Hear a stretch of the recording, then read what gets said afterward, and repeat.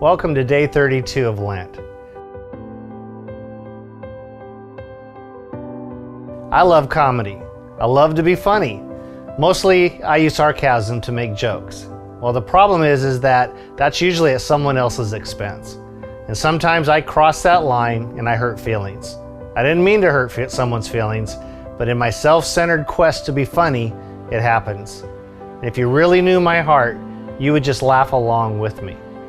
Jesus, when he was making his journey towards the cross, well, there was nothing funny about that. In fact, it exposes the heart of Jesus, and it's a beautiful thing. From the manger to the cross, we see that Jesus is a man of tenderness, humility, sympathy, patience, love, faithfulness, grace, generosity, and much, much more. But as his heart is revealed, ours is also. And the contrast is not only deeply humbling, but it also exposes just how much we need the sacrificial death that Jesus is heading towards. So I'd ask you to stop the video right now and read Mark chapter 2.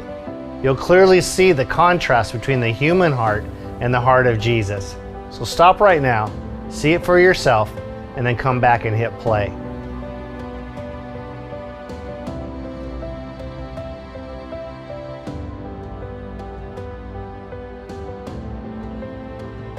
Did you see it? Peter, James, and John all witnessed the glory of Jesus on the Mount of Transfiguration. And Jesus said, "Don't tell anyone about this." You have to wonder how they carry this spectacular secret in their hearts without telling anyone. And then after this, Jesus raised a boy from the dead. There is no greater power in this world than the power of resurrection. Jesus went on to tell his disciples that he too would die, but come back to life. I don't think they heard that second part because it says that they were sad from this news. Jesus had the power over death, but he didn't exercise that power to save his own life. He knew his glory and his power, but he also knew his calling.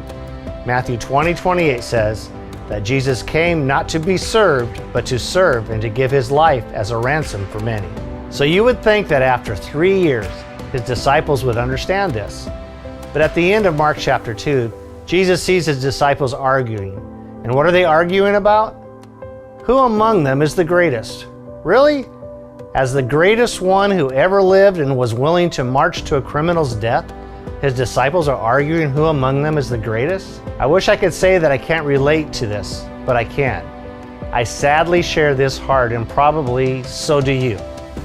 I like to be in the center of attention. I like to have the strongest argument. I like to be in control. And as long as sin still lives inside me, I will still have moments when I want to be great.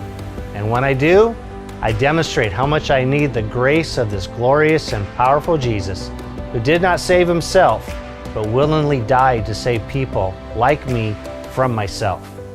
On the road to the cross, not only the heart of Jesus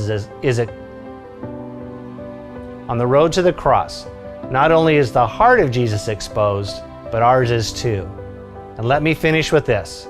Because of the glory and the power and the calling of Jesus on the cross, there is grace for everything that gets exposed.